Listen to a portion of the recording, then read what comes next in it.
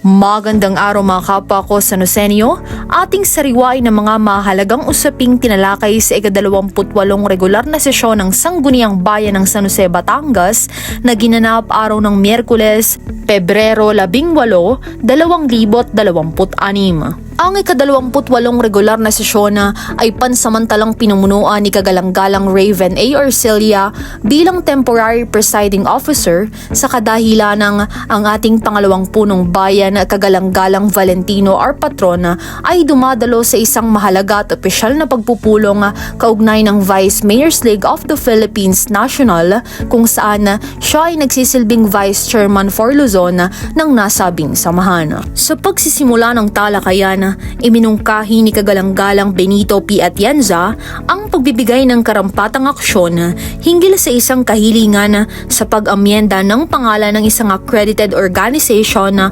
from Negros Women for Tomorrow Foundation to Negros Women for Tomorrow Foundation, a microfinance NGO. Ang nasabing kahilingan ay nagkaroon ng paborableng desisyon at agad na pinagtibay sa nasabing bilang ng sesyon. Layunin ng mga ganitong uri ng akreditadong organisasyon na maging kinikilalang katuwang ng lokal na pamahalaan sa mga usaping makatutulong sa pagbalangkas at pagpapatupad ng mga programa at proyektong makatutugon sa kapakanan ng mga mamamayang Sanosenyo. Isang Memorandum of Agreement o MOA naman ang iminungkahing bigyan ng paborableng desisyon ni Kagalang-galang Ralph Anthony B. Macalintal. Ito ay ang MOA sa pagitan ng lokal na pamahalaan ng ating munisipalidad at ng Batangas State University Alangilan Campus para sa on-the-job training o OJT program. Ang nasabing mungkahi ay agad na sinaportahan ng mga kasapi ng kapulungan at agad na pinagtibay sa nasabing bilang ng sesyon upang agad na makapagsimula ang mag-aaral sa kanyang internship o OJT program, makapagsanay at makakuha ng praktikal na kaalaman at karanasan sa aktual na operasyon ng lokal na pamahalaan. Samantala, isang panukalang kapasyahan ang nagkamit ng paborableng pasya mula sa kapulungan na pinamagatang Proposed Resolution Number 026, a resolution expressing profound sympathy and condolences of the Sangguniang Bayan of San Jose, Batangas on the passing of Brigadier General Retired Evaricisto G. Carino, AFP, fondly known as Boss Gen, and honoring his exemplary services to the nation. Ang nasabing panukala ay naglalayong magpahayag ng taus-pusong pakikiramay at pakikidalamhati ng Sangguniang Bayan sa pagpanaw ni Brigadier General Retired Evaricisto G. Carino, AFP, gayon din ay kilalanin at parangalan ng kanyang huwarang paglilingkod at natatanging ambag sa bansa bilang patunay ng kanyang dedikasyon, katapatan at makabayang adhikain sa paglilingkod bayan. Isang katanungan ang inilahad ni Kagalang-galang Benito P. Atienza na tumutukoy kung mayroon ng umiiral na kautusan o hakbangin ang pamahalaang bayan na naglalayong magbigay ng sapat na kaalaman at kamalayan sa mga mamamayang Sanosenyo hinggil sa usapin ng cancer alinsunod sa pagdiriwang ng National Cancer Awareness Month at National Cancer Prevention Month sa kasalukuyang buwan. Ang nasabing katanungan ay minarapat ng sekretariat na maitala sa opisyal na talaan upang higit na mapag-aralan at mabigyang kaukulang aksyon ng kapulungan. Samantala, nagpahayag din ng katanungan si Kagalang-galang Larry D. Perez hinggil sa kung mayroon ng panukalang kautusan o umiiral na ordinansa na naglalayong magkaloob ng mga benepisyo para sa mga barangay officials sa kanilang nagdaang termino sa panunungkulan. Bilang tugon, minarapat ng naturang usapin ay masusing ma-verify at masuri sa opisyal na talaan ng sekretariat upang matukoy ang kaukulang impormasyon upang maipabati dito sa kapulungan. Matapos sa mga naging pahayag ng mga nabanggit na mambabatas, dumako naman ang kapulungan sa pag-uulat ng kani-kanilang committee reports. 4 na paksang iniulat ng Committee on Finance, Budget, and Appropriations. Una yung work program for the utilization of appropriations for maintenance and other operating expenses for the celebration of cultural activity. Matapos ang masusing pag-aaral ng naatasang komite, nagkaroon ito ng paborableng aksyon upang bigyan ng kapahintulutan ang pagpapatupad ng nasabing work program na may kabuang halagang 520,000 pesos para sa procurement ng entertainment services alinsunod sa umiiral na mga alituntunin sa pagbabudget, pag-accounting, pag-audit at procurement. Layunin nito na kilalanin ng mahalagang papel ng mga gawaing pangkultura sa pagpapatibay ng pagkakaisa, pagpapalaganap ng kamalayang kultural at pagpapasigla ng partisipasyon at kaunlarang pangkomunidad. Pangalawa naman ay ang work programs for the utilization of funds for other maintenance and operating expenses o OMOE under the Office of the Municipal Social Welfare and Development Officer of the following programs and services. First, Gender and Development Program. Second, Pantawid Pamilyang Pilipino Program. Third, Senior Citizen Welfare Services. And last, Children and Youth Welfare Services. Ang naturang paksa ay naggamit ng paborableng pasya mula sa naatasang komite upang ipatupad ang kalakip na work program para sa paggamit ng lump sum appropriations sa ilalim ng Other Maintenance and Operating Expenses o MOOE for fiscal year 2026 ng tanggapan ng Municipal Social Welfare and Development Officer alinsunod sa Republic Act No. 12009 at sa mga probisyon ng Appropriation Ordinance No. 2025-12-007 o ang annual budget para sa calendar year 2026 at napapailalim sa umiiral na mga alituntunin sa pagbabudget, pag-accounting, pag-audit at procurement. Layunin nito na maisakatupa ang mga kaugnay na programa, proyekto at aktibidad na magpapalakas sa serbisyong panlipunan at magpapabuti sa kapakanan ng mga sektor na pinaglilingkuran ng pamahalaang bayan. Pangatlo ay ang work program for the utilization of funds for other maintenance and operating expenses under the Person with Disability Affairs section. Ang naturang work program ay tumatalakay sa pagsasagawa ng mga sumusunod na aktibidad. Una, Women with Disability Day Celebration. Pangalawa, Advocacy Forum. Pangatlo, National Disability Rights Week Celebration. Pang-apat, Founding Anniversary of Samsanjo. Pang-lima, Capability Building. Pang-anim, National Children's Month Celebration.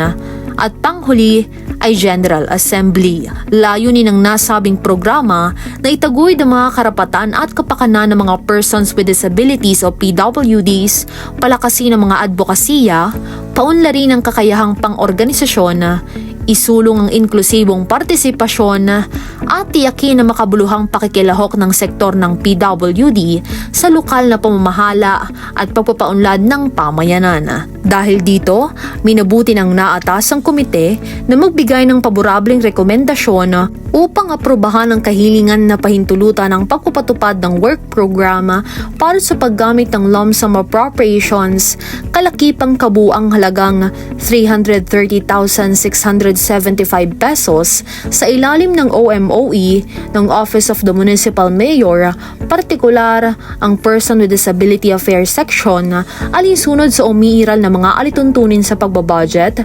pag-accounting, pag-audit at procurement. Pang-apat ay ang work program for the utilization of funds for other maintenance and operating expenses under the Office of the Municipal Health Officer, Dental Health Services. Matapos ang masusing pagsusuri, napag-alaman ng komite na ang mungkahing work program ay naaayon sa layunin ng pagsusulong ng pampublikong kalusugan at preventive dental care sa munisipalidad. Higit pa rito, itinuturing ng komite na makatuwiran at kinakailangan ang hiniling na halaga para sa matagumpay na pagpapatupad ng nakatalagang mga gawain.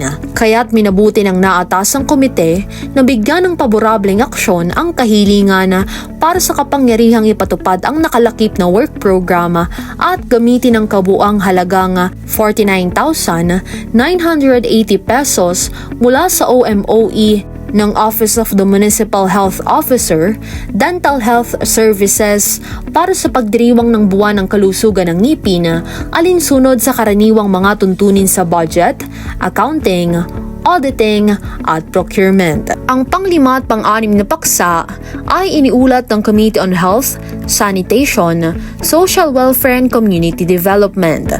Unang paksa ay ang mga sumusunod na issue at alalahanin na inilahad ni Kagalang-galang Benito P. Atienza sa kanyang talumpati noong ika-25 regular na sesyon.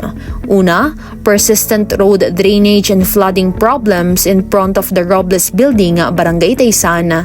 Pangalawa, foul sewer odor near Save More. Pangatlo, improper waste disposal practices by the night market vendors. Pang-apat, scattered receipts and littering in front of RCBC. Panglima, posting of posters on trees. Panghuli, damaged road pothole in Don Luis area. Ang nasabing usapin ay nagkaroon ng mga sumusunod na rekomendasyon mula sa nag-ulat na komite. Hinggil sa masangsang na amoy ng imburnal malapit sa Save More, ay nagkaroon ng rekomendasyon na kinakailangang magsagawa ng quarterly site inspections at monitoring visits sa apektadong lugar upang masiguro ang pagsunod sa kalinisan at agarang pagtugon sa anumang pag-ulit ng problema. Sumunod naman ay ang hindi wastong pagtatapon ng basura ng mga night market vendors. Ang rekomendasyon ng naatasang komite ay bigyang higpit ang umiiral na street vending ordinance, partikular sa mga probisyon ukol sa kalinisan at pangangalaga sa mga lugar ng bentahan. Sumunod naman ay ang posibilidad na mag-deploy ng street sweepers o JO personnel sa araw at gabi. Samantalang ang issue naman tungkol sa pagpapaskil ng poster sa puno ay nagkaroon ng rekomendasyon na kinakailangan ng pagkakaroon ng maayos na komunikasyon at koordinasyon sa mga kinauukulang tanggapan o ahensya upang matiyak na ang mga poster ay matatanggal sa loob ng 1 linggo pagkatapos ng kaganapan. Sumunod na paksa ang Proposed Memorandum of Agreement between the Local Government Unit of San Jose, Batangas and the National Authority for Child Care o NACC aimed at strengthening the implementation of Adoption and Alternative Child Care Program.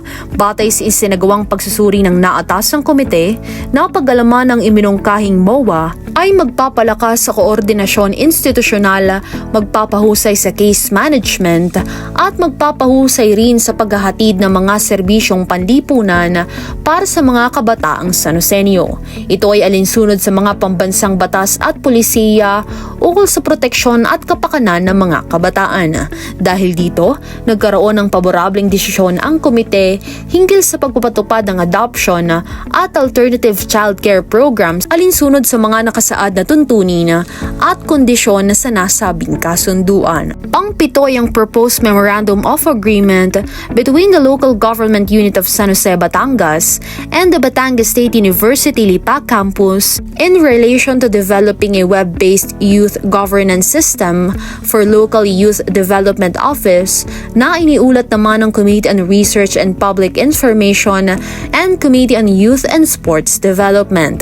Nagkaroon ng paborableng desisyon ang nag-ulat na komite hinggil sa paksa alinsunod sa mga natuklasan at sa mahigpit na pagsunod sa Republic Act No. 10173. Ang pagbuo ng web-based youth governance system ay kaayon ng mandato ng pamahalaang bayan na isulong ang kaunlaran ng kabataan, transparency, kahusayan sa pamamahala at institusyonal na inobasyon alinsunod sa Section 16 ng Local Government Code of 1991. Anim namang paksang napabilang sa urgent matters na nakapailalim sa Order and Calendar of Business ng nasabing bilang ng sesyon. Ang lahat ng paksang ito ay nagmula sa tanggapan ng pangalawang punong bayan bilang chairperson ng Municipal Tricycle Franchising Board na tumutukoy sa kapasyahan o resolution hinggil sa pagkansela ng prangkisa ng tricycle. Isa sa mga kapasyahan ang tumutukoy sa pagkansela ng prangkisa, bunga ng kusang pagpapasya ng rehistradong operator na isurrender ang kanyang tricycle franchise number 291. Apat namang kapasyahang tumutukoy sa pagkansela ng prangkisa ng tricycle dahil sa kawalan ng kakayahan ng rehistradong operator na ipagpatuloy ang operasyon. Ito ay ang mga sumusunod na tricycle franchise number 122, 087, 445, at 360. Samantala, ang isa pang kapasyahan ay tumutukoy naman sa pagkansela ng prangkisa ng tricycle dahil sa pagkamatay ng rehistradong operator. Ito ay ang Tricycle Franchise Number 367. Layunin ng mga nasabing resolusyon na matiyak ang kaayusan, kaligtasan at maayos na pamamahala ng lokal na sistema ng pampublikong transportasyon, gayon din ang pagpapanatili ng updated at aktibong talaan ng mga lehitimong tricycle franchise sa ating munisipalidad. Isang anunsyong ipinaabot ni Kagalang-galang Benito P. Atienza sa mga mamamayang Sanusenyo, kung saan hinikayat niya ang publiko na saksihan ang pagbabalik ng San Jose Bolidi Training na matagumpay nang isinasagawa sa loob ng 30 taon. Tinitiyak ng Sangguniang Bayan ng San Jose, Batangas sa pamumuno ng ating pangalawang punong bayan, Kagalang-galang Valentino R. Patrona, na magampanan ang lahat ng kanilang sinumpaang tungkulin ng may buong integridad, pananagutan at malasakit na may adhikaing magbigay ng makabuluhan at karampatang tugon sa bawat aksyon, paksa at usapin na kapaki-pakinabang sa pamahalaan at sa bawat mamamayang Sanusenyo. Mabuhay ang San Jose, mabuhay ang bawat Sanusenyo.